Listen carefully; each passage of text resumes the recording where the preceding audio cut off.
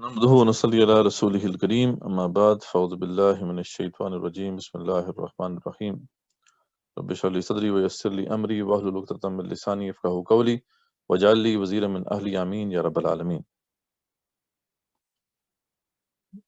آج ہمارا lecture number 5 ہے اور ہم انشاءاللہ جو سورہ بقرہ ہے اسے ختم کر دیں گے، اور یہ تقریباً تیسرے پارے کا نصف بنتا ہے جو ہم نے آج کور کرنا ہے۔ اس کا بالکل آغاز جو ہے وہ انفاق فی سبیل اللہ کے حوالے سے ایک بڑے ہی پرزور بیان پر مشتمل ہے۔ اس میں اللہ سبحانہ وتعالیٰ نے بالکل آغاز میں یہ انسٹرکشن دے دی اہل ایمان کو کہ دیکھو اللہ کے راستے میں خرچ کرو، اس سے پہلے کہ وہ دن آ جائے کہ جس دن کوئی لین دین نہیں ہوگا، کوئی دوستی نہیں ہوگی، کوئی سفارش نہیں ہوگی۔ بڑا ہی چونکا دینے والا انداز ہے، یعنی یہ خطبے کا جو آغاز ہے یہ ایک اس سٹیٹمنٹ سے ہوتا ہے۔ اس کے بعد پھر آیت الکرسی آ جاتی ہے۔ آیت الکرسی اس لحاظ سے بہت اہم ہے کہ جو شرک فی الصفات ہے اس کا رد کر دیا گیا ہے اس ایک آیت کے اندر۔ مختلف جو ایسپیکٹس ہیں جو شرک فی الصفات سے متعلق ہیں، اس وجہ سے ایک رد جو ہے اس آیت کے اندر آ گیا ہے۔ اب وقت تو نہیں ہے کہ اس کی تفصیل میں جائیں، آپ نے سن لیا ہوگا لیکچر میں، بڑی تفصیل اس میں آ گئی ہے۔ اچھا، اب یہ بیان کرنے کے بعد کہ توحید بالکل واضح ہے۔ اچھا، یہ سارے جو کانسیپٹس ہیں یہ لنکڈ ہیں آپس میں، یعنی پہلے اللہ تعالیٰ یہ فرما رہے ہیں، ارشاد فرما رہے ہیں کہ اللہ کے راستے میں خرچ کرو، ٹھیک ہے۔ تو ایک تو یہ بات ہمارے ذہن میں رہنی چاہیے کہ اللہ کے راستے میں خرچ کرنے سے کیا مراد ہے۔ ایک ہے جنرلی خرچ کرنا، ٹھیک ہے، جس میں صدقات ہیں، آپ جو ہے زکوٰۃ دیتے ہیں، یہ سب اس میں آ جاتا ہے۔ زکوٰۃ تو ظاہر بات ہے فرض ہے، اس کے علاوہ جو صدقات ہیں، خیرات ہے، یہ نفل ہیں۔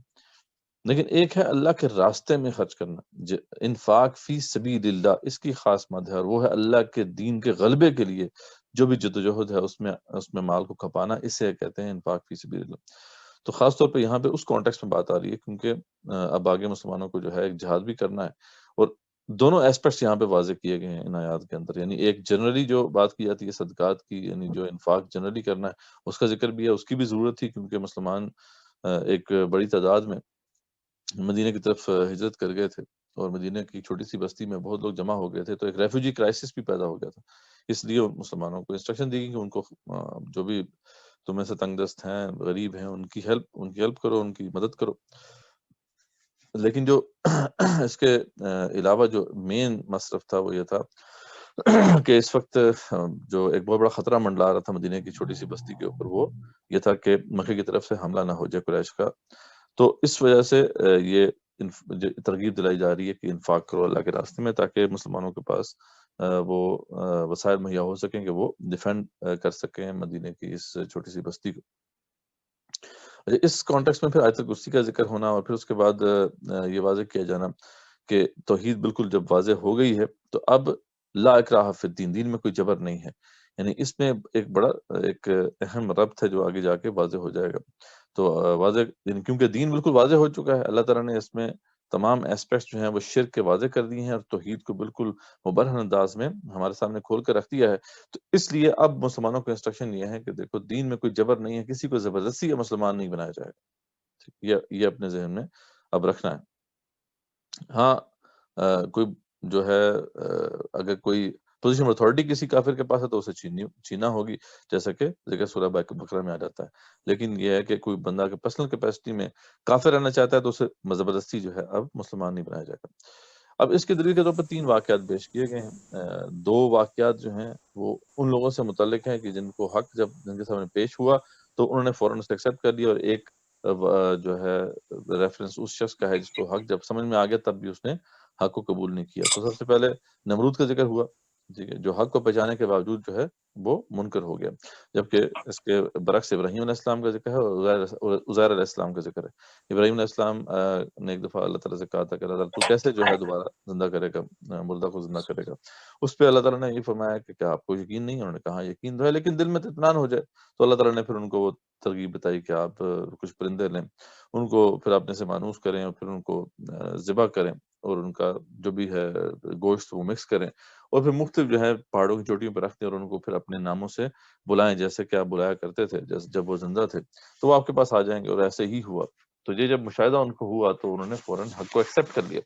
اس طریقے سے عزیر علیہ السلام کا واقعہ ہے، یہ اس دور کا واقعہ ہے جب بنی اسرائیل کو کیپٹو بنا لیا گیا تھا بیبلونیا میں، اور وہاں سے کچھ لوگ جو ہیں وہ کیپٹیوٹی سے جان چھڑا کر واپس یروشلم کی طرف آئے تھے، ان میں سے عزیر علیہ السلام بھی تھے۔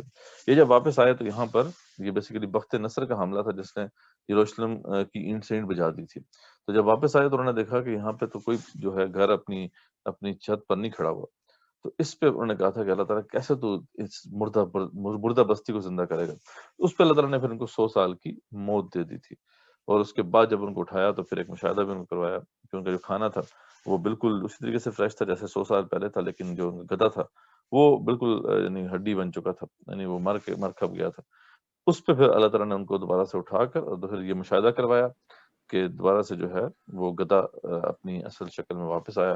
تو اس سے انہیں بھی واضح ہو گیا کہ بالکل جو ہے اللہ تعالیٰ دوبارہ مردہ قوم کو بھی زندہ کر سکتا ہے، اور مردگی کے بعد زندگی دینا یہ بارہ اللہ تعالیٰ کے اختیار میں۔ تو یعنی اللہ تعالیٰ نے تین واقعات یہاں اسی کانٹیکس میں واضح کر دیے کہ جب حق واضح ہو جاتا ہے تو اس کے بعد اس کو ایکسیپٹ کرنا لازمی ہوتا ہے، جو ایکسیپٹ نہیں کرتے تو پھر ان کے لیے بڑی سخت پھر وعید ہوتی ہے۔ اچھا، اس کے ساتھ پھر اس کانٹیکس میں بات ہو رہی ہے جو لوگ اللہ کے راستے میں خرچ کرتے ہیں، یعنی اللہ تعالیٰ کے دین کے غلبے کے لیے خرچ کرتے ہیں تو اس کا اجر 700 گنا ہے، ٹھیک ہے جی، 700 پلس ہے، اور جس کو چاہیں تو اس سے زیادہ بھی دیں، یعنی اس سے زیادہ منافع بخش جو ہے وہ کوئی خدا نہیں ہے۔ دنیا میں کوئی بھی جو ہے بزنس آپ کو اتنا زیادہ پروفٹ نہیں دے سکتا، نہ کوئی بینک آپ کو اتنا انٹرسٹ دے سکتا ہے۔ یہ 700 پلس پروفٹ ہے، اور یہ تو صرف ایک بیسک فگر ہے، اس کے علاوہ جس کو اس سے زیادہ دے تو یہ سب جو ہے جہاد فی سبیل اللہ کے حوالے سے ہے، یعنی اس مصرف میں خرچ کرنا، اللہ کے دین کے غلبے کے لیے کی جانے والی جدوجہد ہے اس میں خرچ کرنا، یہ اس مد میں آتا ہے۔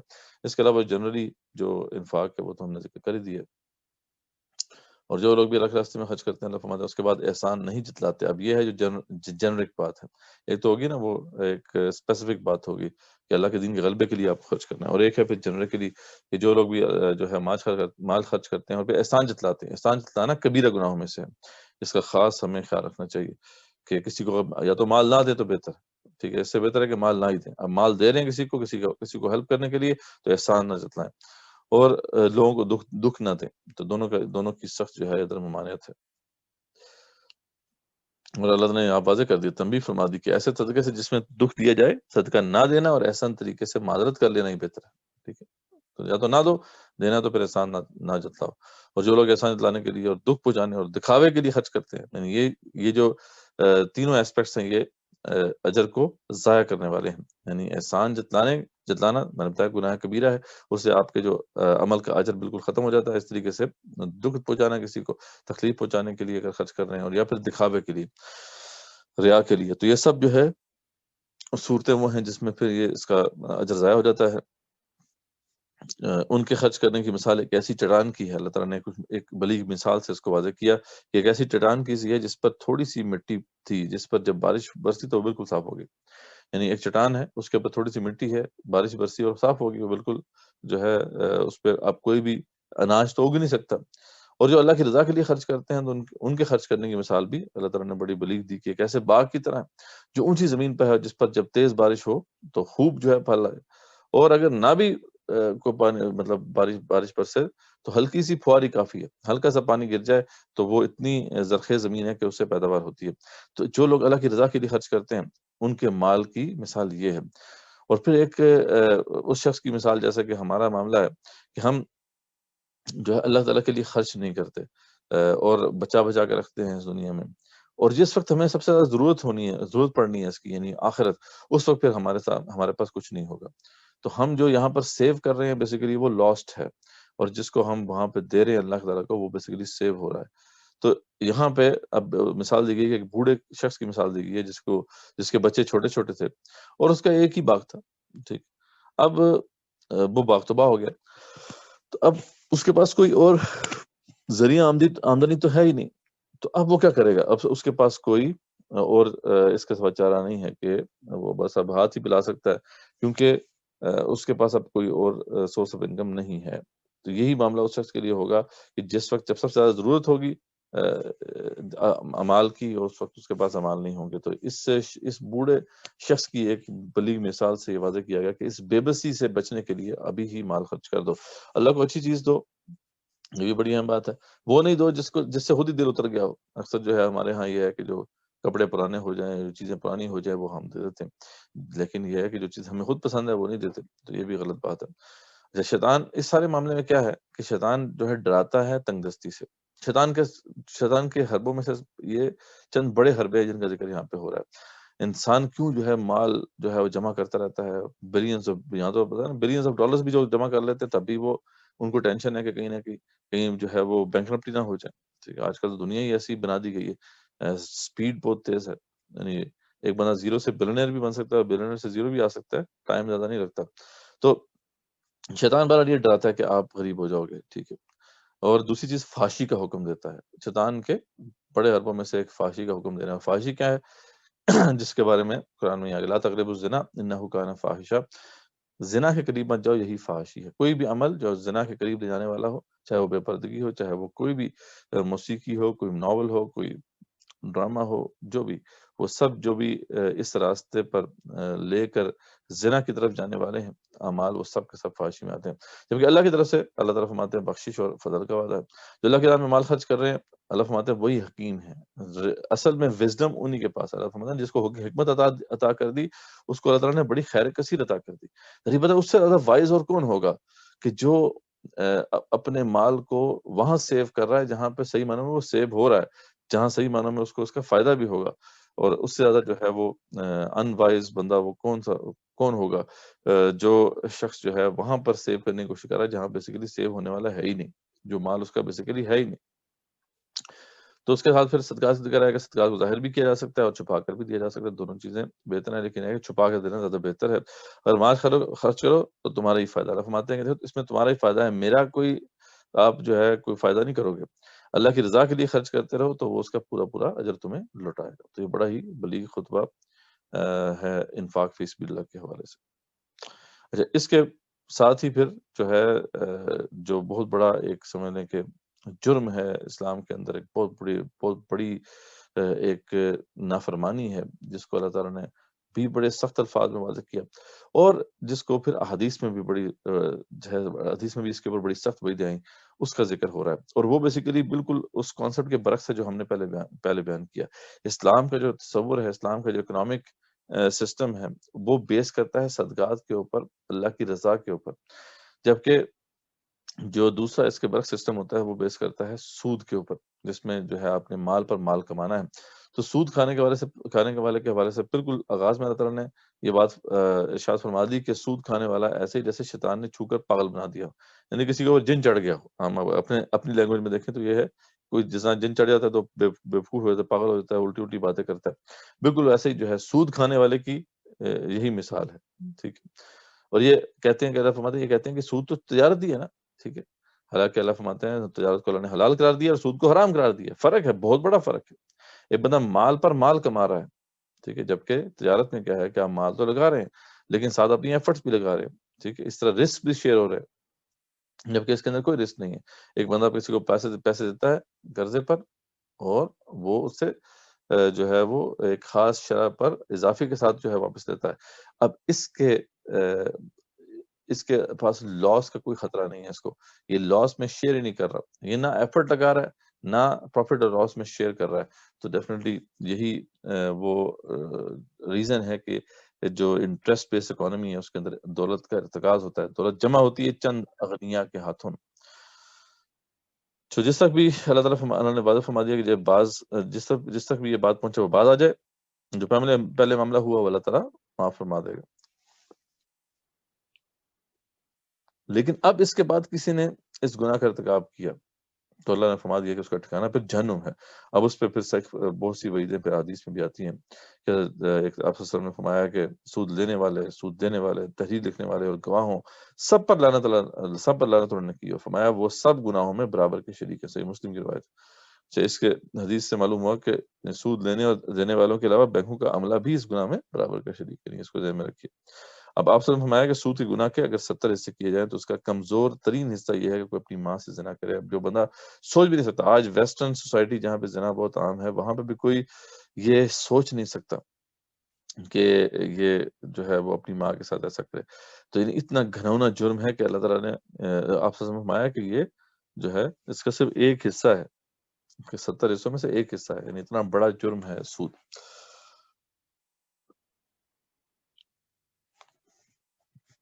اچھا، پھر وہی بات جو ہم نے پہلے واضح کی کہ اللہ تعالیٰ سود کو مٹاتا ہے. اللہ تعالیٰ چاہتے ہیں کہ سود ختم ہو اور صدقات بڑھیں، ٹھیک ہے، اور ساتھ فرمایا نماز قائم کرو، زکوٰۃ دو، یہ تمہارے معاملات کی درستی کا ذریعہ بنے گا. پھر ایمان والوں کو واضح کر دیا کہ اگر مومن ہو تو سود کا مال جو باقی رہ گیا اسے چھوڑ دو، یعنی ابھی بھی وقت ہے، تم اس سے باز آ جاؤ. اور یہاں پہ پھر ایک تھریٹ کی گئی، اور ایسی تھریٹ کسی اور حکم کے بارے میں آپ کو نہیں ملتی. اگر باز نہیں آتے، ٹھیک ہے، تو پھر اللہ اس کے رسول صلی اللہ علیہ وسلم کے ساتھ جنگ کے لیے تیار ہو. ٹھیک ہے، فَأْذَنُوا بِحَرْبٍ مِّنَ اللَّهِ وَرَسُولِهِ. پھر اللہ اس کے رسول کے ساتھ جنگ ہے تمہاری صلی اللہ علیہ وسلم. اب وہ سوچیں جو اللہ کے رسول کے ساتھ جنگ کر لے گا وہ پھر اس کی ناکامی تو اس کا مقدر ہے. اگر توبہ کر لو تو اللہ فرماتے ہیں اصل مال جو تمہارا ہے تمہارا ہی ہے. تم نے مال دیا تھا کسی کو، اس پہ جو تم نے سود کی شرط طے کی تھی وہ تو غیر اسلامی ہے، لیکن وہ جو مال جو تمہارا تھا، کیپٹل تھا، وہ تمہارا ہی ہے. اس کے برعکس ہونا کیا چاہیے؟ اللہ تعالیٰ نے اس کو بھی واضح کر دیا کہ تم قرض حسنہ دو، اور اگر کوئی غریب وقت پر نہیں دے پاتا تو اس کی تاریخ بڑھا دو بھائی. ٹھیک ہے، یعنی اسلامک سوسائٹی کے اندر خیر خواہی کا جذبہ ہونا چاہیے. کسی کو ضرورت ہے، آپ سے کو مانگتا ہے، آپ اسے قرض دے دیں، اور اگر وہ اس وقت تک طے شدہ وقت تک جو ہے واپس نہیں کر پاتا تو آپ اس کی تاریخ کو بڑھا دیں. اگر تم اسے صدقہ ہی کر دو، اور بہتر تو یہی ہے کہ چلو اگر وہ نہیں دے پا رہا تو چلو معافی کر دو. ہیں جی، تو یہ یعنی کہنے کا مقصد یہ ہے کہ اسلامک جو سوسائٹی ہے اور خاص طور پہ اس کا اکنامک سسٹم، اس میں صدقات کا بڑا ایک رول ہوتا ہے. اچھا، اور پھر اس کے بعد فرماتے ہیں اس دن سے ڈرتے رہو جب تم سب اللہ کی طرف ہی لوٹائے جاؤ گے، اور وہ پورا پورا حساب لے کر کسی کے ساتھ ظلم نہیں کیا جائے گا. اور اسی وجہ سے جو اکنامک ایکٹیویٹی سے متعلق ہی ایک اہم حکم ہے کہ جو بھی ادھار کا معاملہ آپ کرو تو پھر وہ لکھ لیا کرو. ٹھیک ہے، تو ادھار جو ہے اس کا جو لکھنے کا معاملہ ہے وہ کرے گا، یعنی اس کی رسپانسبلٹی ہے جو کہ قرض لے رہا ہے،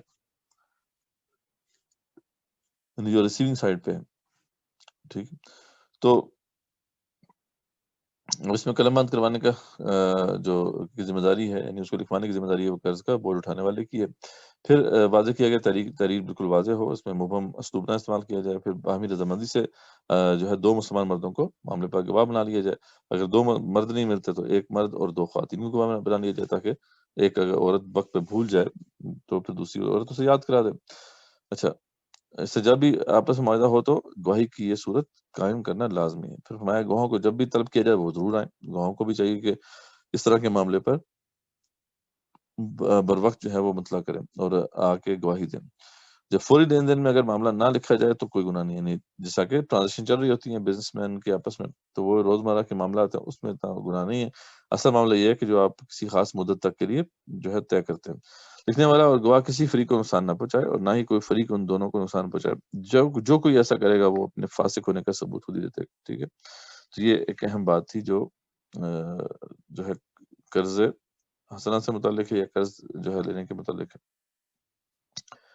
اچھا، اس میں ایک اور سینیریو بھی آ سکتا ہے کہ آپ کی سفر پر ہیں، وہاں پر آپ کسی کو ادھار دے رہے ہیں تو آپ کیسے ٹرسٹ کریں اس کے اوپر. تو اس کا طریقہ یہ ہے کہ پھر وہ گروی رکھوائے، کوئی چیز آپ کے پاس گروی رکھوائے، اور جب وہ واپس کرنا ہے تو آپ وہ چیز اسے واپس لوٹا دیں.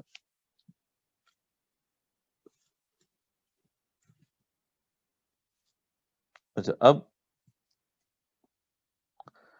اگر کسی نے کوئی شے گروی رکھوائی ہے یا معاملے کو تحریر میں وہ لانا چاہتا ہے تو بغیر کسی کو قرض دے دیا، تو اب قرض دینے والے کو قرض دینے والے کے اعتماد پہ پورا ہونا چاہیے. یعنی اگر گروی نہ مال نہیں رکھوایا تو پھر یہ ہے کہ اب ٹرسٹ ہی ہے جس کے اوپر آپ کام چل سکتا ہے. اچھا، اس آیت میں پھر دوسری رائے یہ دی گئی کہ گواہی کو نہ چھپاؤ. جو کوئی حرکت کرے گا وہ ضمیر کا پھر مجرم. اللہ تعالیٰ جانتا ہے کہ معاملات کی اصل حقیقت کیا ہے. یہاں گواہی چھپائی گئی تو آخرت میں تو ہر بات ظاہر ہو ہی جائے گی، اور وہاں بلا عذر گواہی چھپانے والوں کو رسوائی کا سامنا کرنا پڑے گا. تو یہ جو ہے اس سے متعلق ہے احکامات. اور اس کے بعد پھر لاسٹ مقام آ جاتا ہے، اور یہ بہت اہم آیات ہے.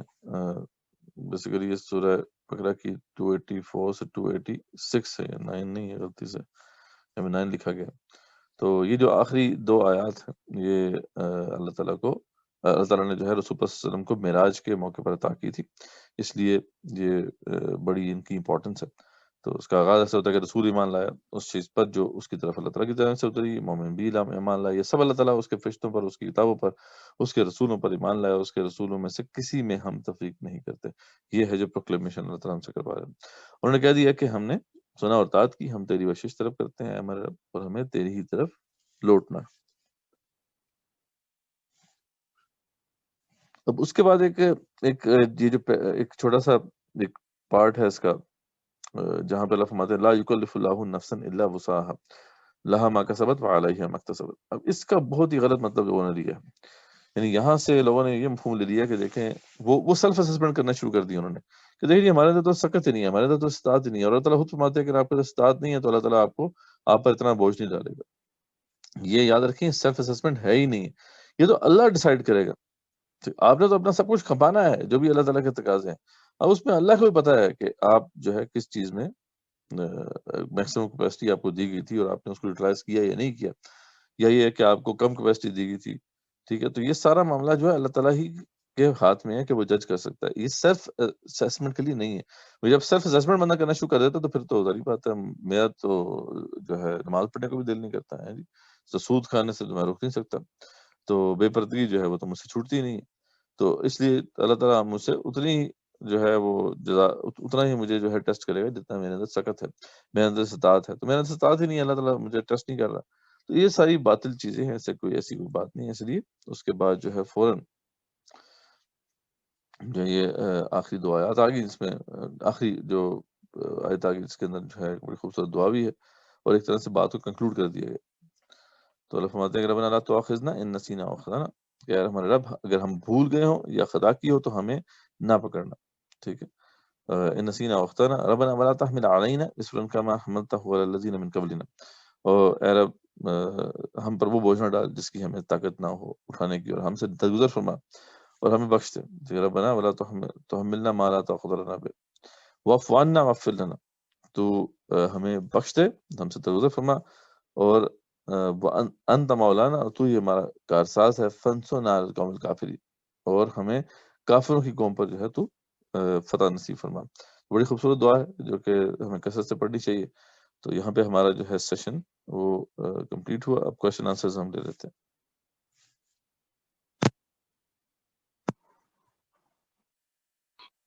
جزاک اللہ خیر. اب کوشچن آنسر سیشن کا آغاز کیا جاتا ہے. یہ ہیز ہینڈ ہے، آپ اپنا مائکروفون انمیوٹ کر کے سوال پوچھ سکتی ہیں. STUA 2042. آیت نمبر 266 ہے کہ برے اعمال کی وجہ سے نیک اعمال ضائع ہو جانے کی وضاحت کریے. 266 ایک منٹ.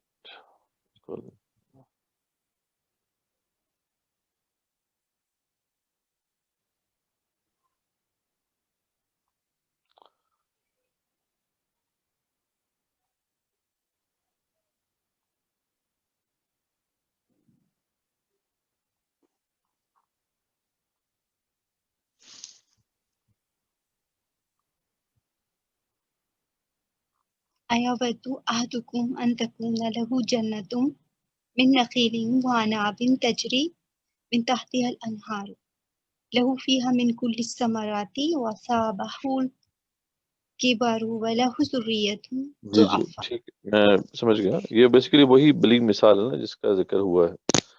اللہ تعالیٰ فرما رہے ہیں نا کہ کیا تم میں سے کوئی یہ امیجن کر سکتا ہے کہ یود احدکم ان تکون لہ جنہ، کہ کسی کے پاس کھجوروں کا اور انگوروں کا باغ ہو جس میں نہر بہ رہی ہو، ہر قسم کے پھل موجود ہوں، اور اس شخص کا جو بڑھاپا آ گیا ہے، یعنی ایک شخص ہے جو ہے تو بہت بوڑھا، ایج زیادہ ہے اس کی، بچے اس کے چھوٹے چھوٹے ہیں، اور اس کا یہی باغ ہے جس سے وہ کما سکتا ہے. اب اچانک اس باغ کو جو ہے اللہ تعالیٰ تباہ کر دے، ختم کر دے، تو اب اس کا کیا حال ہوگا. تو یہ اس مثال سے بیسیکلی یہ بتایا جا رہا ہے کہ جب آپ کو ضرورت ہوگی ان اعمال کی، یعنی جب آپ اللہ کی راہ میں خرچ کرتے ہیں تو یہ اعمال سیو ہو رہے ہیں، تو یہ اس وقت جب آپ کو ضرورت ہوگی تو آپ کے پاس ہوں گے یہ جو اس کا اجر ہے آپ کے پاس ہوگا، اس کا صلہ آپ کو مل جائے گا۔ لیکن اس شخص کی مثال جو شخص اس دنیا میں ہی خرچ کرتا ہے، یا خرچ تو کرتا ہے اللہ کے لیے، لیکن یہ ہے کہ ریا کی وجہ سے یا احسان جتلا کر اپنے مال کو اس کے مال کے اجر کو ضائع کر دیتا ہے، تو بیسیکلی اس کے ساتھ یہ ہوگا کہ جب وہاں پہ وہ پہنچے گا اللہ کے پاس، تو وہ اس کو ضرورت ہوگی اعمال کی، تو وہاں وہ اعمال کو نہیں پائے گا۔ تو اس طریقے سے ایک کمپیریزن ڈرا کیا گیا ہے کہ اس شخص کی جو بے بسی ہے، اس سے آپ سمجھ لیں کہ وہ شخص بھی بے بس ہوگا وہاں پہ جب اس کو اس کی اشد ضرورت ہوگی۔ تو یہ بیسیکلی اس کانٹیکس میں یہ ایک مثال بیان کی۔ جزاک اللہ۔ جزاک اللہ۔ بینکاری نظام سود پر چل رہا ہوتا ہے اور ہم اپنی رقوم بھی وہیں جمع کرواتے ہیں، تو کیا یہ درست ہے کہ ہم اپنی رقوم وہاں جمع کروائیں؟ دیکھیں، بات تو یہی ہے کہ ہمارے لیے مجبوری ہے، ہم جس سوسائٹی میں ہیں وہاں پہ اور کوئی ہمارے پاس راستہ نہیں ہے، تو اس لیے جو اس پہ تمام تقریباً مکاتیب فکر کے علماء متفق ہیں کہ آپ کرنٹ اکاؤنٹ میں تو اپنے پیسے رکھوا سکتے ہیں۔ اب اس میں ڈیفینیٹلی ایک جو ہمارے ہاں اس حصہ ہے اسلامی بینکنگ کا ہے، تو بیسیکلی وہ بھی اس میں کوئی زیادہ فرق نہیں ہے، اس کے اندر وہی ٹولز ہیں جو استعمال ہو رہے ہیں، بس ایک تعویل کے ذریعے سے اس کو ایک اسلامائز کرنے کی کوشش کی گئی ہے۔ تو لیکن بہرحال وہ کچھ لوگ کہتے ہیں کہ وہ جو اسلامی بینکنگ ہے سو کالڈ چلو جو بھی ہیں وہ قدر بہتر ہے، تو کم سے کم ان میں آپ کرنٹ اکاؤنٹ کھلوا لیں۔ تو اگین ہے تو سب یہ شر، لیکن کیونکہ آپ کی مجبوری ہے، اس کے علاوہ گزارا نہیں ہے آپ کا، تو اس لیے یہ ایک مجبوری میں آپ کا ایک عذر پیش ہو جائے گا۔ اور اس طرح کی بہت ساری اور چیزیں ہیں، یعنی ہم باطل نظام میں جب باطل کے نظام میں زندگی بسر کر رہے ہیں تو ہمیں بہت سی جگہوں پہ پھر اس طرح کے کمپرومائز کرنے ہیں۔ اب ظاہری بات ہے اس کا ایک پھر کفارہ آپ کو ادا کرنا ہوگا، اور کفارہ وہی ہے جس کا ذکر آ گیا ہے اس سے پہلے، جہاد و قتال فی سبیل اللہ، اس سسٹم کے خلاف اگر فائٹ کریں گے ہم ایز اے ہول، تو ایز اے کمیونٹی، چاہے وہ مرد ہوں، مردوں کو تو فرنٹ پہ یہ کوشش کرنی ہے، خواتین کو ہم نے جیسے بتایا تھا کہ سپورٹ کرنا ہے انہیں، تو یہ جو ہم اسٹرگل کریں گے اور اسٹرگل میں اپنی کنٹریبیوشن کریں گے تو یہ کفارہ ہو جائے گا اس کا، ورنہ ہم بچ نہیں سکتے یعنی اس گناہ سے۔ تو اس لیے یہ ایک مجبوری ہے، اور اس مجبوری میں بہرحال اب جو اس سے اوائڈ کر سکتا ہے تو اچھی بات ہے، فبی بہت اچھی بات ہے، اس کو اللہ کی طرف سے اجر ملے گا، لیکن ہمیں پتہ ہے کہ اس کے بغیر گزارا ہمارا نہیں ہے، تو اس لیے یہ متفق ہے تمام اسکالرس کے کم سے کم کرنٹ اکاؤنٹ تک کی رکھی جائے بات، اس سے آگے نہ بڑھا جائے۔ جزاک اللہ۔ کیا ہاں ایک بات پرائز ضرور ہے بانڈ کہ یہ بات اپنے ذہن میں ہمیں رکھنی چاہیے کہ مال کو رکھنا نہیں چاہیے، آپ انویسٹ کریں، بزنسز میں انویسٹ کریں، اسی میں برکت ہے۔ اپنے مال کو اگر بینک میں رکھیں گے تو ڈیفینیٹلی وہ بینک والے ہی استعمال کر رہے ہیں، آپ کا کوئی فائدہ نہیں ہے، تو آپ اس کو انویسٹ کریں جہاں پہ بھی آپ کو جو ہے نظر آتا ہے، تو اس سے کیا ہوتا ہے کہ مال میں برکت بھی ہوتی ہے، بڑھتا بھی ہے، اس سے لوگوں کے روزگار بھی جنریٹ ہوتے ہیں۔ تو ہونا تو یہ چاہیے، اسپرٹ تو یہی ہے اسلام کی کہ آپ جو ہے اس کو سرکولیٹ کریں اپنی ویلتھ کو، تو یہ بس اپنے ذہن میں رکھیں، باقی یہ ہے کہ جتنا رکھنا ہے وہ تو رکھنا ہی ہے۔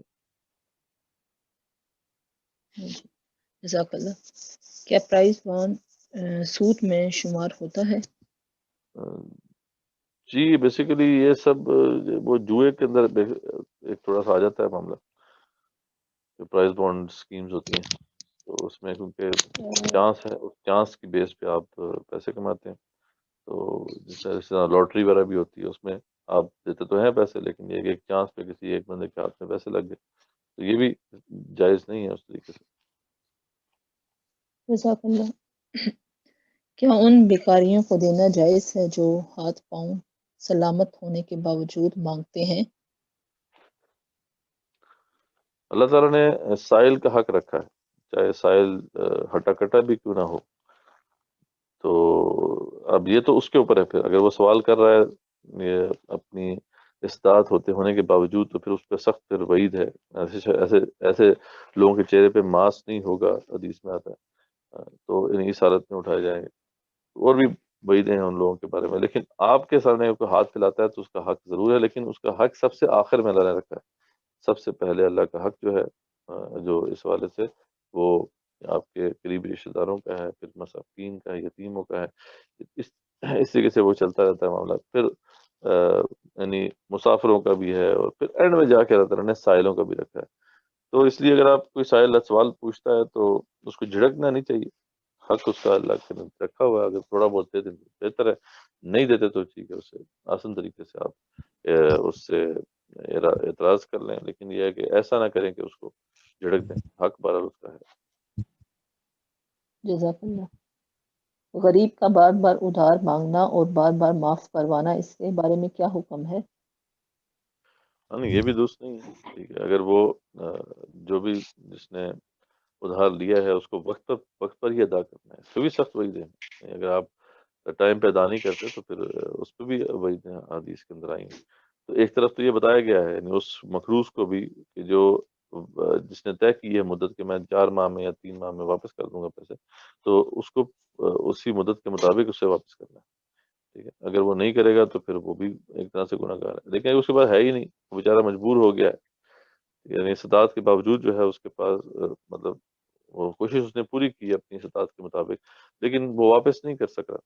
اور جو قرض دینے والا وہ دیکھ رہا ہے کہ بیچارہ اسٹرگل کر رہا ہے، تو پھر اس وقت انسٹرکشن یہ ہے کہ جو قرض دینے والوں کو کہ تم ٹھیک ہے ریلیکسیشن دے دو، ٹائم کو ذرا آگے بڑھا دو. ٹھیک ہے، لیکن پر وہ جیسے ہمیں پتہ ہی ہے کہ ہمارے ہاں تو قرض لینے کا مطلب ہوتا ہے کہ بس واپس نہیں کرنا. تو یہ ہمارے ہاں ایسی ایٹیٹیوڈز ہیں، یہ انفارچونیٹ ہے. لیکن بہرحال یعنی ایک بڑے پیمانے پہ جو یہ الاخوت والے ہیں، الاخوت فاؤنڈیشن، انہوں نے قرض حسنہ کا جو ہے سلسلہ شروع کیا ہے. اور وہ تو یہ کہتے ہیں کہ لوگ جو ہے ان کو ہم قرض حسنہ دیتے ہیں تو وہ لوگ واپس کرتے ہیں. تو برکت ہوتی ہے اس کے اندر، اس میں کوئی شک نہیں اگر نیتیں صاف ہوں.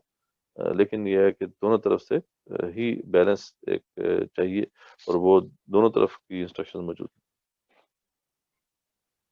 جزاک اللہ. ہمارا نظام سود پر مبنی ہے، لہٰذا بینک کی نوکریوں خصوصاً اسٹیٹ بینک آف پاکستان کی نوکری کے بارے میں بتا دیں. دوسرا سوال ہے ان کا، ہم ماچس کا ڈبہ بھی لیتے ہیں تو اس پر بھی سود ادا کرتے ہیں، تو ہم اس چیز سے کیسے بچ سکتے ہیں؟ جی، پہلے تو بڑی بات ہے جو سود کے حوالے سے ہم نے بتا دی ہے، اور وہ جو حدیث بھی میں نے سنائی ہے آپ کو، اس میں بالکل واضح ہے کہ جو بھی لین دین کرنے والا ہے، لکھنے والا ہے، وہ سب جو ہے اس میں شامل ہے. تو اس لیے جو ہے اس طرح کی جابز ہمیں نہیں کرنی چاہیے. اور اگر کوئی بیچارہ جو ہے کر رہا تھا اور اس کو احساس ہوا کہ اس کے بعد اس سے پتہ چلا اس حکم کے بارے میں، تو اس کو کوشش کرنی چاہیے کہ اس جاب کو چینج کرے فوراً سے پہلے، اس سے باہر نکلے. بہرحال یہ ہے تو یہ غلط. دوسری بات جو ہے کہ ہاں بالکل صحیح بات ہے کہ ماچس کی ڈبی بھی اب لیتے ہیں تو اس میں بھی سود ہے. آپ کوئی بھی کپڑا جو آپ پہن رہے ہیں اس کے اندر سود ہے، جو کھانا آپ کھا رہے ہیں وہ سود ہے. ہر چیز، یعنی آپ سے نے جو فرمایا تھا نا کہ ایک وقت آئے گا کہ سود جو ہے اس کی مثال جو ہے وہ دھوئیں سے دی کہ جیسے وہ ایک ڈسٹ ہوتی ہے، وہ ہر وقت جو ہے وہ بندہ جو نہ بھی چاہے تو اس کے اندر جو ہے وہ جائے گی. تو اس طریقے سے جو ہے یہ سود کا معاملہ ہے، جو ہم جس دنیا میں رہ رہے ہیں وہاں پر یہ سود بہت بڑے پیمانے پہ پھیل چکا ہے. تو اس لیے اس سے بچ تو آپ نہیں سکتے، آپ جتنا بھی مرضی کوشش کر لیں. اب جتنا آپ وہی بات ہے کرنٹ اکاؤنٹ تک رکھیں گے تب بھی بہرحال اس کے اندر اس چکر میں تو آپ ہیں. تو اس کی پھر ایک کفارہ ادا کرنا ہے نا، وہی ہے کہ جب اس باطل نظام میں آپ رہ رہے ہیں تو اس طرح کے بہت سے کمپرومائز آپ کو کرنے ہوں گے، لیکن اس کا پھر ایک کفارہ ہے. کفارہ یہی ہے کہ you fight against this system. اس کفارے کو ادا کر دیں گے تو پھر ٹھیک ہے، وہ وبال کچھ ہو سکتا ہے اللہ تعالیٰ کم کر دے یا اس کو ختم ہی کر دے. لیکن اگر ہم اسی طریقے سے اسی سسٹم کے تحت رہیں گے اور یہ سب چیزیں جو ہیں وہ ہمارے سامنے رہیں گی تو پھر ہمارے لیے پھر ہمارے اوپر اس کا وبال ضرور ہوگا. جزاک اللہ. بینک کی جاب کرنے والے کیا سود کھا رہے ہوتے ہیں؟ سود اگر وہ نہ بھی کھا رہے ہوں تو وہ اس پروسیس میں شامل ہے نا کہ جو سود کا کاروبار چلا رہا جو سود کا کاروبار چل رہا ہے وہ اس کے اوپر وہ اس کو سپورٹ کر رہے ہیں، ان کی سپورٹ ان کے ساتھ. تو اس لحاظ سے پھر ڈیفینیٹلی وہ بھی گناہ گار ہیں. تو بے شک وہ بندہ جو ہے وہ کہے کہ جی میں جو اس سے سیلری لیتا ہوں میں تو اپنے طور پہ تو انویسٹ نہیں کرتا، یا میں تو اپنے طور پہ بینک میں رکھ کے سود نہیں کھاتا. لیکن ایون دین جو بھی اس کی جو کمائی ہے وہ ایک اس کا ذریعہ جو ہے وہ حرام ہے، تو اس لیے فوراً سے پہلے اس کو چینج کرنا چاہیے۔ جزاک اللہ۔ بینک سے جو سود کی رقم ملتی ہے اس کا کیا کریں؟ وہ تو ملنی نہیں چاہیے، اگر تو کرنٹ اکاؤنٹ ہے تو پھر تو نہیں ملے گی۔ اگر غلطی سے کسی سیونگ اکاؤنٹ لی ہوئی تھی، سیونگ اکاؤنٹ لیا ہوا تھا، تو پھر جو بھی آپ کو ایڈیشنل پیسے ملے وہ آپ بغیر ثواب کی نیت کے بانٹ دیں غربا میں، یعنی اس کے اندر ثواب تو کوئی نہیں ملنا، لیکن یہ ہے کہ آپ نکال کے اس کو بانٹ دیں۔ اس طریقے سے کوئی جیسا ڈیفینس سیونگ سرٹیفکیٹس ہوتے ہیں یا اس طرح کی اور بھی اسکیمز ہوتی ہیں، یہ سب سودی اسکیمز ہی ہیں۔ اب اس سے بڑا آپ کو مطلب آپ کا کیپٹل بہت بڑھ جاتا ہے، جیسے ڈیفینس سیونگ سرٹیفکیٹس ہوتی ہیں، 3-4 لاکھ کے لوگ لیتے ہیں، تو وہ 10-12 لاکھ تک پہنچ جاتے ہیں۔ تو اب یہ ہمت چاہیے اس کے لیے، اگر تو احساس ہو گیا ہے تو یہ سب سود ہے، تو اس کو پھر نکالیں اور اس کو غریبوں میں بانٹ دیں بغیر ثواب کی نیت، یعنی کوئی ثواب تو وہ ملنا نہیں ہے کیونکہ وہ ہے ہی حق ان کا، تو آپ نے واپس لوٹا دیا۔ لیکن بینک کے پاس نہ چھوڑیں، بینک سے لے کے آپ سوسائٹی میں اس کو بانٹ دیں۔ جزاک اللہ۔ کیا سرٹیفکیٹ اور وہ اسکیمز جو گورنمنٹ اناؤنس کرتی ہے وہ سب بھی سود ہے؟ جی میں نے ذکر کر ہی دیا اس کا۔ اصل میں جتنی بھی یہ جو اسکیمز ہوتی ہیں، خاص طور پہ ڈیفینس سیونگ سرٹیفکیٹس ہوں یا دیگر حکومتی جو ہے سرٹیفکیٹس ہوں، یہ بیسیکلی کیا ہوتا ہے، یہ حکومت جو ہے وہ عوام سے قرض لیتی ہے، ٹھیک ہے، اور وہ گارنٹی دیتی ہے کہ اس کے اوپر جو ہم ریٹرن دیں گے وہ بڑھا کر دیں گے، تو یہی تو سود ہے۔ یہ سب سودی اسکیمز ہیں، ان سے بچنا چاہیے۔ جزاک اللہ۔ ابھی اور کوئی کوشچن نہیں ہے؟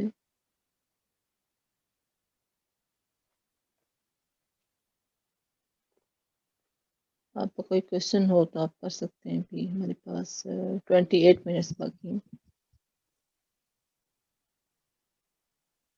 مجھے پوچھنا ہے آیت نمبر 276، اللہ تعالیٰ سود کو مٹاتا ہے اور صدقات کو نشوونما دیتا ہے، کیسے؟ اس کی وضاحت کر دیں گے؟ جی بیسیکلی اللہ تعالیٰ فرماتے ہیں نا کہ جب آپ صدقات دیں گے نا تو اللہ تعالیٰ اس مال کو بڑھائے گا، ٹھیک ہے جی۔ تو یعنی اب یہ وہ چیز ہے جو ہمیں نظر نہیں آتی، یہ وہ چیز ہے جس کا تعلق برکت سے ہے۔ تو وہ سوسائٹی جس کے اندر صدقات عام ہو جائے تو وہاں پہ مال بڑھتا ہے، ٹھیک، اور جہاں پہ سود کا معاملہ ہو تو وہ مال گھٹتا ہے۔ بظاہر لگ رہا ہے کہ بڑھ رہا ہے، لیکن یہ ہے کہ ایکچولی جو ہے اس کی اگر آپ دیکھیں کہ جو مقدار ہے وہ کم ہو رہی ہوتی ہے۔ یہ اب اس کا امپیکٹ جو ہے وہ over the period of time آپ جب میجر کریں گے تو آپ کو آئیڈیا ہو۔ تو یہ ہے بیسیکلی یہاں پہ بتانے کا مقصد کہ اللہ تعالیٰ انفاق کو جو ہے وہ تو صدقات کو بڑھاتا ہے اور سود کو ختم کرتا ہے۔ جزاک اللہ خیر۔ اور کوئی سوال لائیو پوچھنا چاہتا ہے تو آپ پوچھ سکتے ہیں۔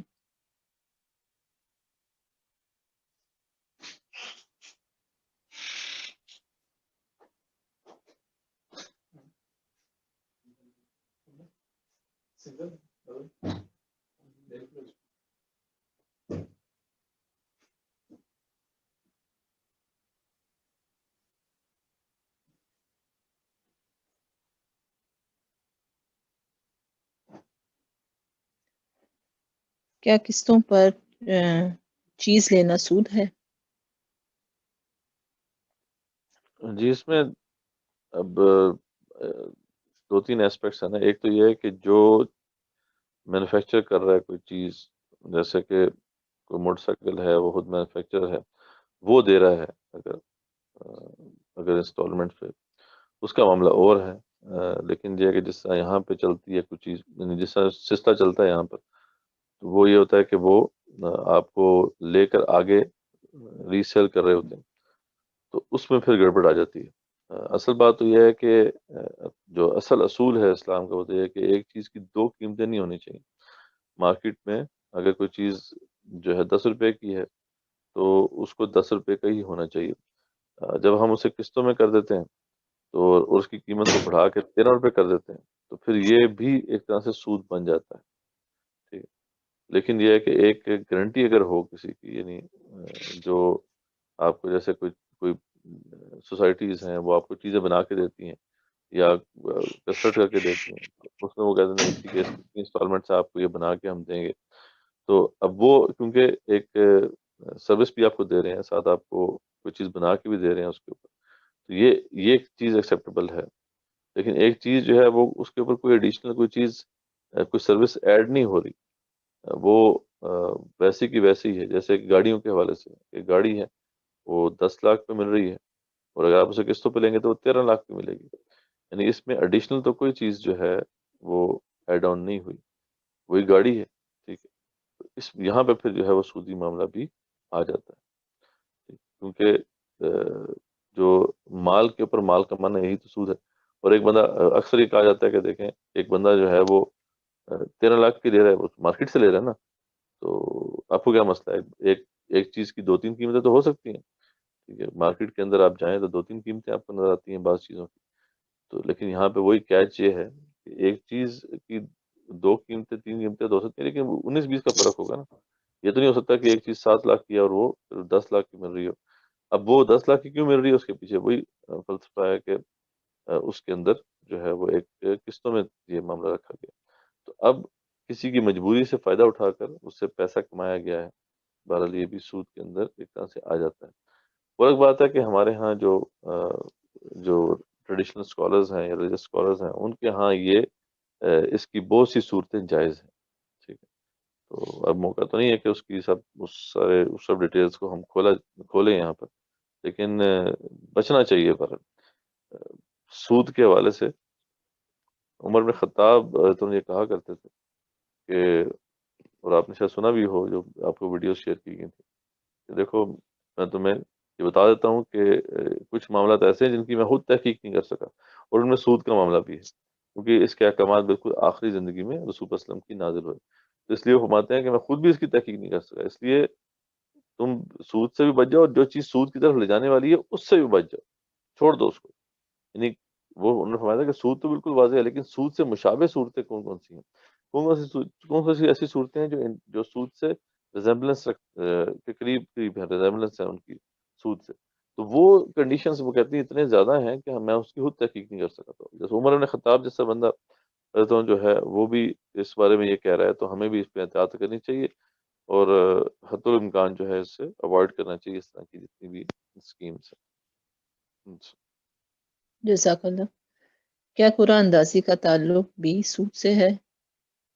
جی ہو گیا شاید سوال. قرآن اندازی اب شاید اس کانٹیکس میں بات ہو رہی ہے کہ جو ہمارے ہاں یہ جو مالز وغیرہ میں ہوتی ہے یا اس طرح کی جگہوں پہ ہوتی ہے، تو وہ بھی مطلب ایک طرح سے جوا ٹائپ کی بات ہوتی ہے. ویسے تو قرآن اندازی تو ایک سمپل سی بات ہے نا کہ آپ نے کوئی چیز ڈیسیجن لینا تھا، 3-4 چیزیں تھیں آپ کے پاس، 3-4 آپشنس تھے، ان میں سے آپ نے ڈیسیجن لینا تھا تو آپ نے قرآن اندازی کر لی.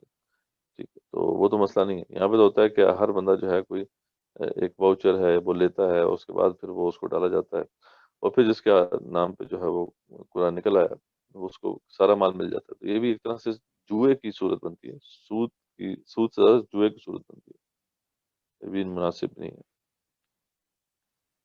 جزاک اللہ. سود کے حوالے سے کوئی ریفرنس بک بتا دیں.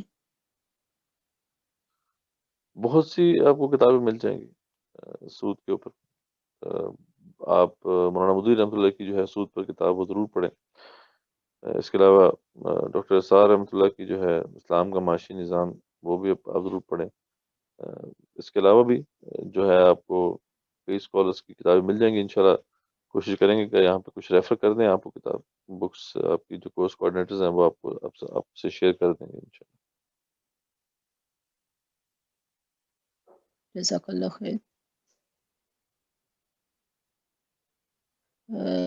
کلاس کو ختم ہونے میں 20 منٹس باقی ہیں، تو کسی کا کوئی سوال ہو تو آپ پوچھ سکتے ہیں.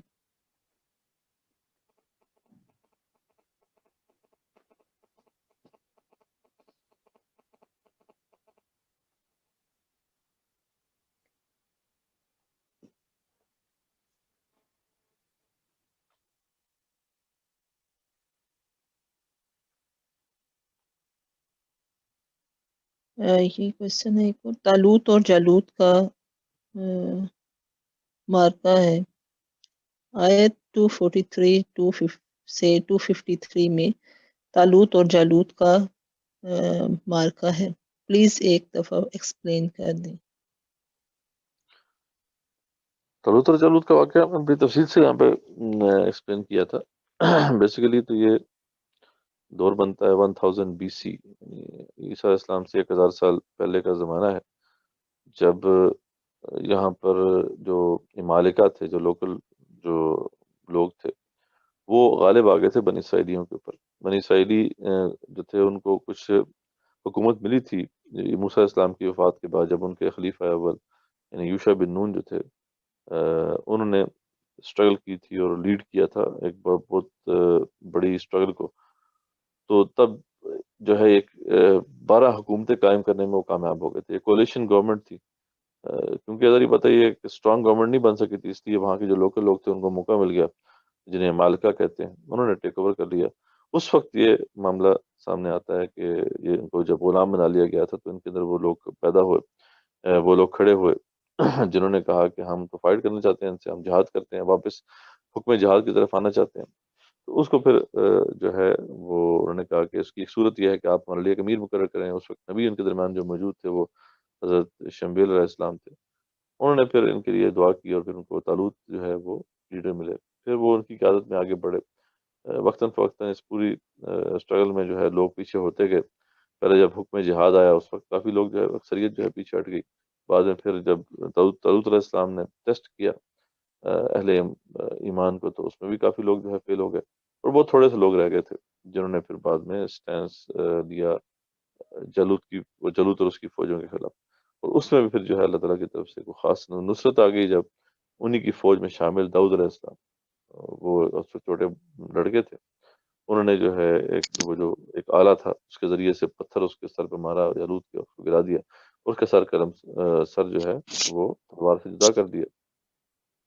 تو اس طریقے سے وہ فتح ہوگی وہ اس وقت کے جو مسلمان تھے، اور بہت کم وسائل کے ساتھ ان کو یہ فتح نصیب ہوئی تھی۔ یہ اس کی چھوٹی سی سمری ہے جو ہم نے بڑی تفصیل سے بیان کی۔ جزاک اللہ۔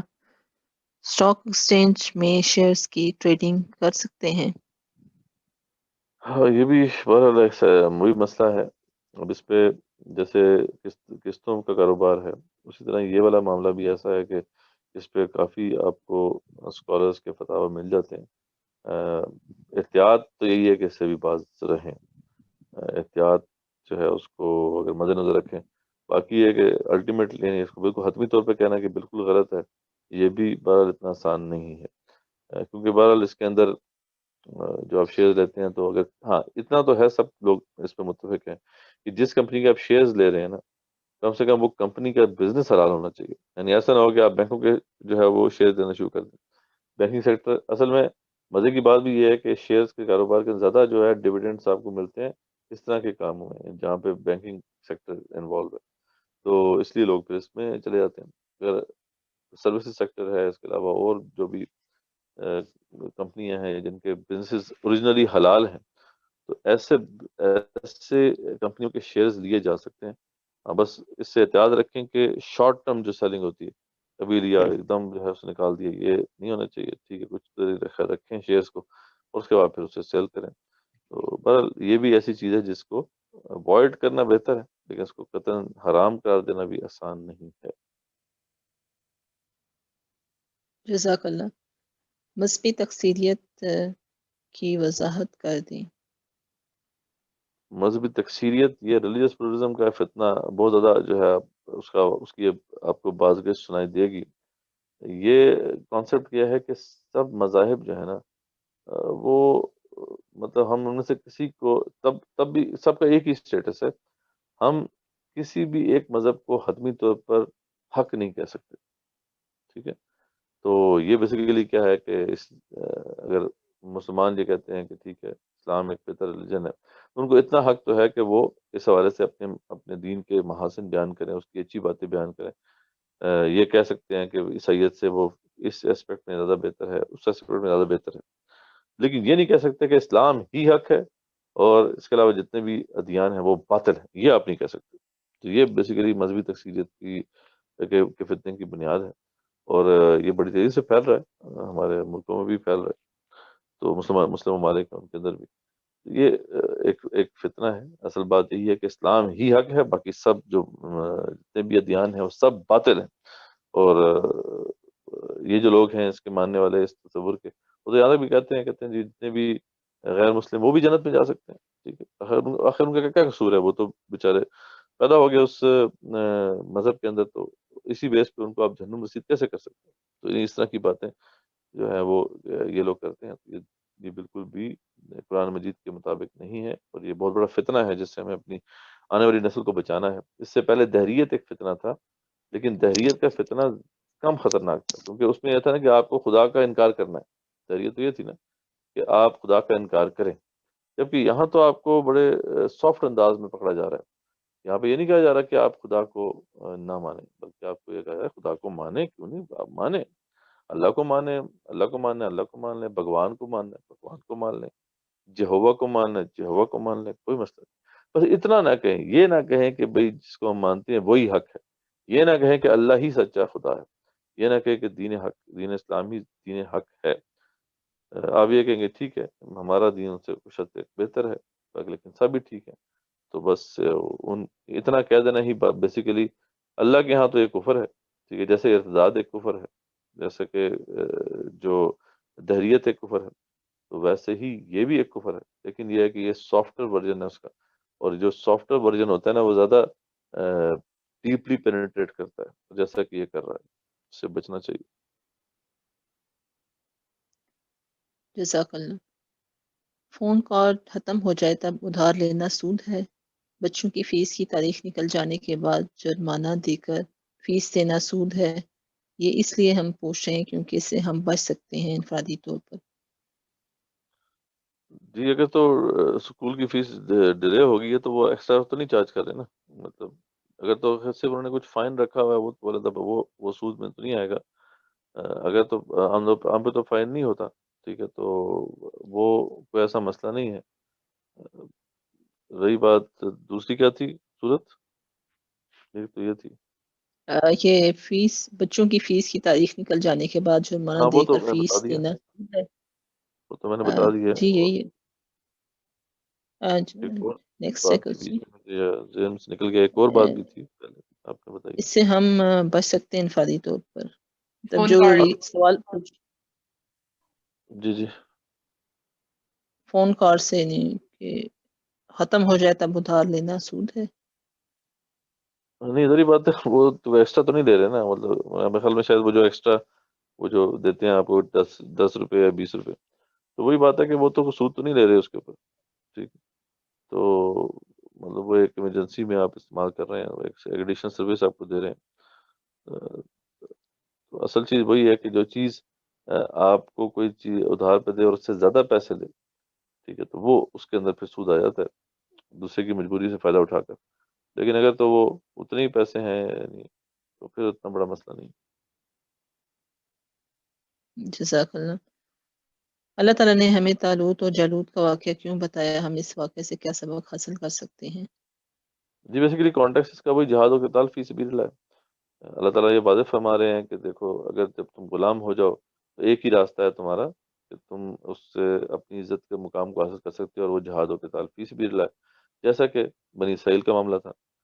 بنی اسرائیل نے جب جہاد چھوڑ دیا تو وہ غلام بن گئے، اور جب دوبارہ انہوں نے جہاد کے لیے فیصلہ کیا تو پھر ہی اللہ تعالیٰ نے ان کو لیڈر بھی عطا کیا، اور پھر اس کے بعد اللہ تعالیٰ نے جو ہے ان کو فتح بھی عطا کی، ان کو عزت بھی عطا کی، ان کی یہ خلافت راشدہ ہے، جو 96 ایئرز ہیں، بیسیکلی 16 ایئرز طالوت کے ہیں، پھر 40 ایئرز انہی کے داماد داؤد علیہ السلام کے، اور پھر 40 ایئرز پھر داؤد علیہ السلام کے بیٹے سلیمان علیہ السلام کے، تو 96 ایئرز یہ بنتے ہیں۔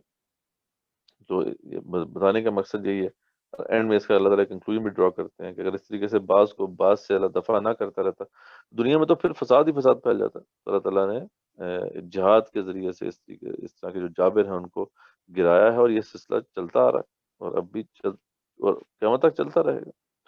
تو یہ بیسیکلی اس کا اصل جو ہے اصل اس کے پیچھے جو ہے اس کو ایکسپلین کرنے کا موٹیو ہے کہ جہاد و قتال فی سبیل اللہ پہ مسلمانوں کو ترغیب دلائی جائے کہ وہ اس اہم ذمہ داری کو ادا کرے. جزاک اللہ. بیرون ملک تعلیم کے لیے دی جانے والی اسکالرشپ بھی سود کے زمرے میں آتی ہیں؟ خیر وہ تو اسکالرشپ اب مل رہی ہے، وہ اس کا کیا کانٹیکسٹ ہے وہ تو اس پہ ڈپینڈ کرے گا. عام طور پر تو ٹھیک ہے، اس میں وہ اس طریقے سے سود تو نہیں ہے. ہاں وہ جو آرگنائزیشنز ہیں وہ تو سود پہ کام کر رہی ہیں، وہ ہمیں پتہ ہے. لیکن اگر وہ آپ کو کوئی اسکالرشپ آفر کر رہی ہیں تو وہ اسکالرشپ اویل کرنا تو کرنے میں تو کوئی مسئلہ نہیں ہے. اگین ان آرگنائزیشن کا کام دیکھنا چاہیے. فار ایگزامپل اگر اسکالرشپ کوئی بینک آفر کر رہا ہے تو پھر ظاہر بات ہے یہ جائز نہیں ہے. ہاں اسکالرشپ کوئی ٹیکنالوجی کمپنی آفر کر رہی ہے یا کوئی اس طریقے سے کوئی فاؤنڈیشن ہے جو آفر کر رہی ہے جس کا جو کام ہے وہ حرام نہیں ہے تو پھر یہ جو ہے وہ جائز کے دائرے میں آ جائے گا. اگین یہ کیس ٹو کیس ویری کرے گا. جزاک اللہ.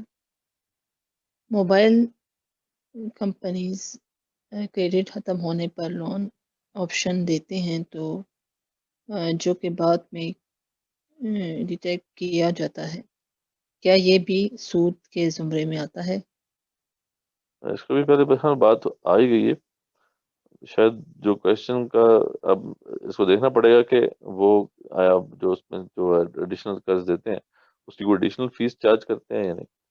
ایڈیشنل فیس چارج کرتے ہیں تو مطلب ایک تو اس سروس کی فیس ہے نا کہ یہ سروس آپ کو ایڈیشنل سروس دے رہے ہیں کہ جب آپ کا کریڈٹ ختم بھی ہو جائے تو وہ آپ کو آپشن دیتے ہیں کہ آپ 20 روپیز یا 10 روپیز جو ہے اس کو اویل کر لیں.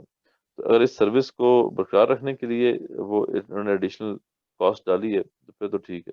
لیکن اگر جو ہے اس طریقے سے کوئی ایڈیشنل کاسٹ ان کو بیئر نہیں کرنی پڑ رہی بلکہ وہ صرف اور صرف اس کی بیس پہ ایڈیشنل پیسے لوگوں سے لے رہے ہیں تو پھر اس بارے میں پھر یہ سود میں آ جائے گا. تو ڈپینڈ کرتا ہے کہ ان کا ماڈل کیا ہے، کہ جو پرائسنگ ماڈل کیا ہے، کس طریقے سے یہ وہ پرائس کرتے ہیں یہ جو لونز ہیں. جزاک اللہ خیر. ہمارے پاس 7 منٹس باقی ہیں. کسی کا کوئی سوال ہو تو آپ کائنڈلی پوچھ سکتی ہیں.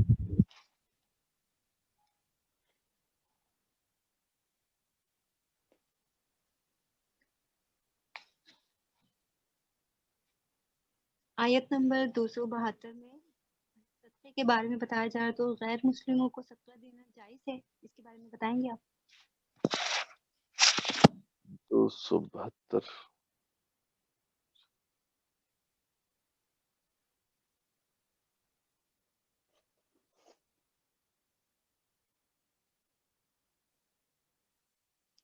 صدقے کی بات ہو رہی ہے کہ اب غیر مسلموں کو دینا جائز ہے یا نہیں، یہ بات ہو رہی ہے. جی میں یہ پوچھ رہی ہوں کہ غیر مسلموں کو صدقہ دے سکتے ہیں؟ میں یہ کہا ہے نا کہ ان کو ہدایت دینا آپ کا ذمہ نہیں ہے، لیکن اللہ تعالیٰ جسے چاہتا ہے ہدایت دیتا ہے. اور خیر میں جی سے جی جو جی خرچ کرو گے وہ تمہارے لیے ہے، اور تم اللہ کی رضا کی طلب میں خرچ کرتے ہو، اور خیر میں سے جو کچھ خرچ کرو گے اس کا پورا پورا بدلہ تمہیں دیا جائے گا اور تم پہ ظلم نہیں جی کیا جائے گا. میں پوچھ رہی ہوں کہ جی ہم جی بیسیکلی جو ہے آپ دے سکتے ہیں ان کو، لیکن یہ ہے کہ پرائرٹی نہیں ہے. پرائرٹی تو ہے جو مسلمانوں کو ہی دینا ہے. صدقے کا جو دائرہ ہے وہ تو وسیع ہے. تھوڑی سی مدد کر سکتے ہوں. جی پر یہ ایک جنرلی بات تو ضرور ہے کہ مطلب ہدایت پہ لانے کے لیے کسی کو صدقہ دینا آیا یہ جائز ہے یا نہیں. میں نے پھر پڑھا تھا سیدنا عبداللہ ابن عباس رضی اللہ تعالیٰ سے روایت ہے کہ صحابہ اس جی بات کو ناپسند کرتے تھے کہ وہ اپنے جی جی مسلم بالکل رشتہ داروں کو تھوڑا سا بھی عطیہ دیں. چنانچہ اس سلسلے میں جب انہوں نے رسول اللہ صلی اللہ علیہ وسلم سے دریافت کیا تو آپ نے تو تھوڑا سا خرچ کرنے کی اجازت دے دی. چنانچہ جی جی اللہ بالکل تعالیٰ نے یہ آیت اس لیے نازل کی ہدایت دینا تو اللہ کا کام ہے نا. ہوں. جی بالکل یہ ایسا ہی معاملہ تھا جیسا آپ نے بیان کیا کہ ویسے تو جو ہے اس کو صحابہ کرام نہیں پسند کرتے تھے، یہ بات کی گئی تھی اور وہ آپ صلی اللہ علیہ وسلم نے جو ان کو اجازت دی تھی اسی کی بیس پہ جو ہے میں نے بات کی کہ دیا جا سکتا ہے لیکن پرائرٹی بہرحال مسلمان کی ہوگی. وہ اجازت ہے، یعنی ایسا نہیں ہے کہ حرام نہیں. جزاک اللہ. جزاک اللہ.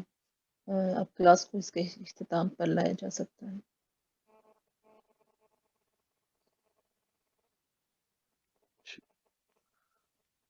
جزاکم اللہ خیر.